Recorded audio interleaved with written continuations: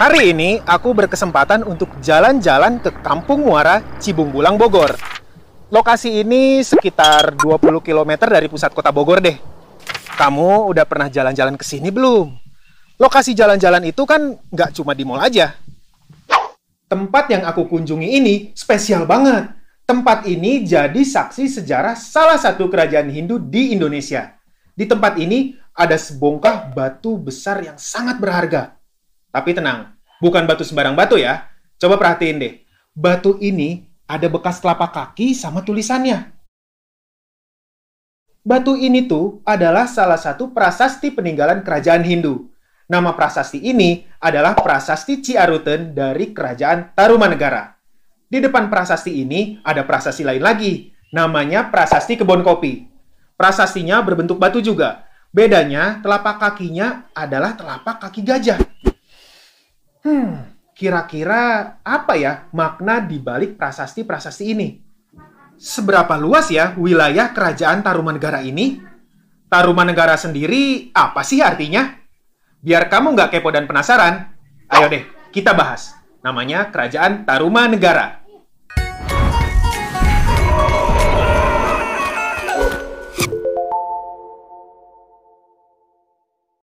Kerajaan Tarumanegara adalah kerajaan Hindu tertua kedua di Indonesia. Dilihat dari asal katanya, Tarumanegara berasal dari dua kata, Taruma dan negara. Negara punya arti kerajaan atau negara, sedangkan Tarum atau Nila merupakan nama sungai yang membelah Jawa Barat. Keberadaan tentang kerajaan Tarumanegara juga diperkuat dengan adanya berita Tiongkok yang pernah menyebutkan kerajaan Tolomo atau Tarumanegara. Kerajaan Tarumanegara pernah mengirimkan utusan mereka ke Tiongkok di tahun 528, 538, 665, dan 666 Masehi untuk kunjungan persahabatan. Kabar lainnya datang dari Gunawarman, seorang pendeta dari Kashmir yang mengatakan bahwa agama yang dianut rakyat Taruma adalah agama Hindu. Kerajaan Tarumanegara sendiri didirikan oleh Raja Diraja Guru Jaya Singawarman pada tahun 358 sampai 382 Masehi di tepi Sungai Citarum yang sekarang masuk dalam Kabupaten Lebak, Banten. Jaya Singawarman adalah seorang maharesi atau pendeta yang mulia dari India, tepatnya dari daerah Salankayana. Jaya Singawarman mengungsi ke Nusantara karena daerahnya diserang dan ditaklukkan kerajaan Magadha. Jaya Singawarman meninggal dan dimakamkan di tepi sungai di Bekasi, tepatnya di Kali Gomati. Tahta kerajaan digantikan oleh putranya, Dharma Yawarman di tahun 382 sampai 395 Masehi. Nggak banyak catatan sejarah yang bisa didapat tentang raja kedua kerajaan Tarumanegara ini. Namanya hanya tercantum di naskah Wangsakerta, naskah yang berisi kisah-kisah kerajaan-kerajaan Nusantara. Nama lain yang tertulis di naskah Wangsakerta adalah Raja Purnawarman. Raja Purnawarman memerintah kerajaan Tarumanegara dari tahun 395 Masehi sampai 434 Masehi. Dia bergelar Sri Maharaja Purnawarman Sang Iswara Digwijaya Bima Prakarma Suryamaha Purusa Jagatpati. Kerajaan Tarumanegara mencapai puncak kejayaannya ketika dipimpin oleh Raja Purnawarman. Kemasyuran Tarumanegara diabadikan dalam prasasti zaman Purnawarman tentang dibangunnya pelabuhan dan beberapa sungai sebagai sarana perekonomian. Pada masa Purnawarman, Tarumanegara juga memperluas kekuasaan dengan menaklukkan raja-raja kecil di Jawa Barat yang belum mau tunduk. Selain itu, pemerintahan di masa Purnawarman sangat memperhatikan pemeliharaan aliran sungai. Sungai-sungai diperbaiki. Kayak di tahun 410 Masehi, Purnawarman memperbaiki Kali Gangga hingga Sungai Cisuba yang terletak di daerah Cirebon. Selain itu, di tahun 334 Saka atau 412 Masehi, Purnawarman memperindah alur Kali Cupu yang mengalir hingga Istana Raja. Bahkan, di tahun 335 Saka atau 413 Masehi, Purnawarman memerintahkan membangun Kali Sarasah atau Kali Manukrawa, atau yang sekarang lebih dikenal lagi dengan Kali Cimanuk. Dia juga memperbaiki alur Kali Gomati dan Candrabaga yang sebelumnya pernah dilakukan oleh Raja Diraja Guru, kakeknya di tahun 339 Saka atau 417 Masehi. Kali Gomati dan Candrabaga sendiri, menurut para ahli, sama dengan Sungai Bekasi sekarang. Terakhir nih, di tahun 341 Saka atau 419 Masehi, Dia memerintahkan untuk memperdalam Kali Citarum yang merupakan sungai terbesar di wilayah Kerajaan Tarumanegara. Nah, perhatian Purnawarman ternyata membawa dampak positif. Di antaranya bisa memperteguh daerah-daerah yang dibangun sebagai daerah kekuasaan Tarumanegara. Terus, karena sungai waktu itu berperan sebagai sarana perekonomian yang penting, pembangunan sungai-sungai itu membangkitkan perekonomian pertanian dan perdagangan. Setelah Maharaja Purnawarman bertahta, ada beberapa nama raja lain seperti Wisnuwarman yang berkuasa di tahun 434 Masehi sampai 455 Masehi. Terus digantikan anak beliau Indrawarman di tahun 455 sampai 515 Masehi. Kemudian ada Maharaja Candrawarman pada tahun 515 sampai 535 Masehi. Lalu dilanjutkan Suryawarman pada tahun 535 Masehi dan berakhir pada 561 Masehi. Sepeninggalan Suryawarman, raja-raja kerajaan Tarumanegara berturut-turut adalah Kertawarman 561 sampai 628 Masehi, Sudawarman 628 sampai 639 Masehi, Hariwangsawarman 639 sampai 640 Masehi, Nagajayawarman 640 sampai 666 Masehi, hingga raja terakhirnya Linggawarman berkuasa dari tahun 666 Masehi sampai 669 Masehi. Saat itu, Raja Linggawarman nggak punya putra. Dia cuma punya 2 orang putri. Putri sulungnya itu bernama Manasih. Manasih menikah dengan Tarusbawa yang kelak menggantikan Linggawarman menjadi raja. Sedangkan putri bungsu bernama Sobakancana yang menikah dengan Dapunta Hyang Srijayanasa yang kelak menjadi pendiri kerajaan terbesar di Indonesia, Kerajaan Sriwijaya. Keberadaan Kerajaan Tarumanegara bersumber dari 7 buah prasasti. Sebagian besar prasasti-prasasti itu ditemuin di daerah Bogor. Mana nih yang dari Bogor? Kamu harus bangga ya, karena dulu pernah berdiri kerajaan besar di Bogor. Penemuan 7 prasasti itu didasarkan pada lokasi pertemuan. Pertama, ada prasasti Ciaruten yang ditemuin di desa Ciaruten. Di prasasti ini ada gambar telapak kaki, lukisan laba-laba, dan huruf ikal melingkar. Prasasti Ciaruten ini berisi Vikrantas Syavanipateh, Sri Matah Purnawarmanah, Tarumanagaren Rasya, dan Visnoriva Padadvayam, yang artinya inilah tanda sepasang telapak kaki yang seperti kaki Dewa Wisnu, sang pemelihara.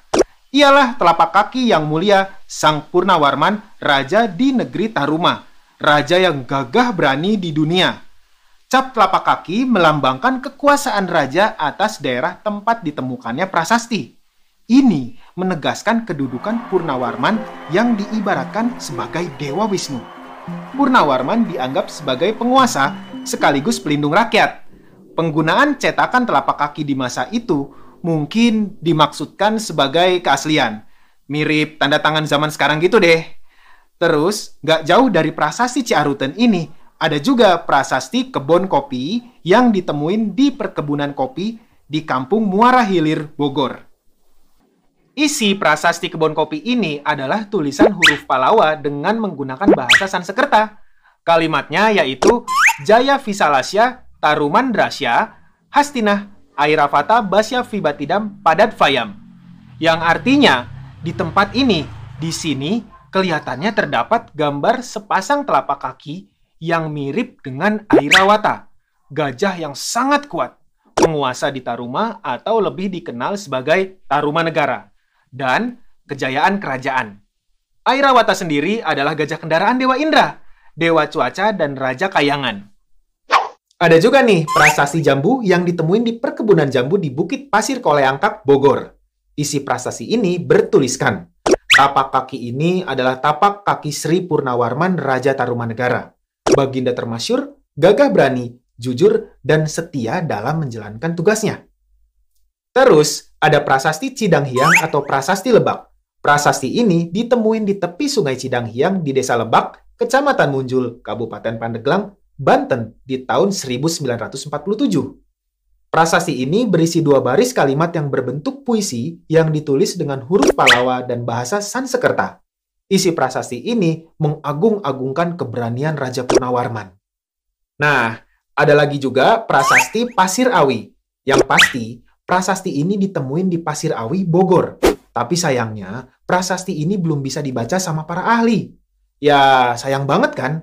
Padahal, kalau bisa kebaca, bisa dapat info lagi tuh tentang kerajaan Tarumanegara. Ada juga prasasti yang senasib nih dengan prasasti Pasir Awi. Prasasti Muara Cianten. Prasasti ini ditemuin di tepi Sungai Cisadane. Prasasti ini masih terdapat di pinggir sungai. Sayang ya, belum bisa dibaca, jadi nggak bisa mengungkap sejarah kerajaan Tarumanegara.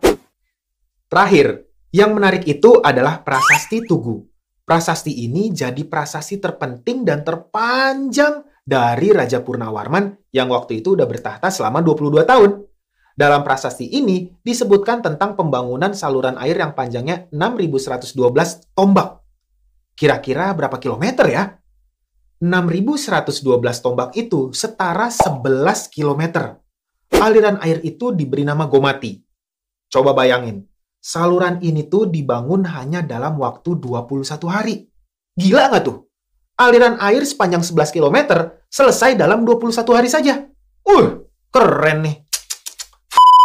Dari prasasti-prasasti tersebut, kita bisa nyimpulin kalau waktu itu di Jawa Barat udah ada kerajaan yang besar dan cukup makmur. Tapi sayangnya, kejayaan kerajaan itu suram ketika Tarumanegara dipimpin oleh Sudawarman. Tarumanegara udah mulai nampak mengalami kemunduran. Salah satunya adalah pemberian pemerintahan sendiri atau otonomi kepada raja-raja bawahan yang diberikan oleh raja-raja sebelumnya, enggak disertai hubungan dan pengawasan yang baik. Akibatnya, para raja bawahan merasa enggak terlindungi dan enggak diawasi. Terus, munculnya kerajaan pesaing Tarumanegara yang sedang naik daun, yaitu Kerajaan Galuh. Sehingga terjadi pemberontakan. Hingga raja terakhir Linggawarman nggak punya anak laki-laki. Jadi, pamor Tarumanegara terus merosot dan akhirnya kerajaan ini pecah jadi dua kerajaan. Kerajaan Sunda dan Kerajaan Galuh. Kerajaan Sunda jadi kelanjutan Kerajaan Tarumanegara yang dipegang oleh Tarus Bawa, menantu Raja Linggawarman. Sedangkan Kerajaan Galuh dikuasai oleh Ureti Kandayun. Oke teman-teman, di video ini kita udah belajar tentang Kerajaan Tarumanegara, kerajaan Hindu tertua kedua di Indonesia. Keberadaan Kerajaan Tarumanegara ini diperkuat dengan adanya berita Tiongkok dan dari seorang pendeta dari Kashmir yang bilang bahwa agama yang dianut rakyat Taruma adalah Hindu. Kerajaan Tarumanegara sendiri didirikan oleh Raja Diraja Guru Jaya Singawarman, dilanjutkan oleh Raja Dharmayawarman Purnawarman. Di masa kepemimpinan Purnawarman, Kerajaan Tarumanegara mencapai puncak kejayaannya. Hal ini dibuktiin dengan 7 prasasti yang ditemuin.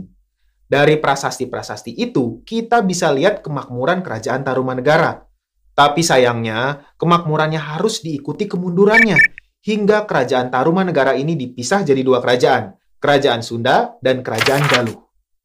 Kalau kamu mau ngulang lagi materi tentang sejarah Kerajaan Tarumanegara ini, kamu bisa klik timestamp yang ada di bawah video ini ya. Sampai jumpa di video selanjutnya. Dadah!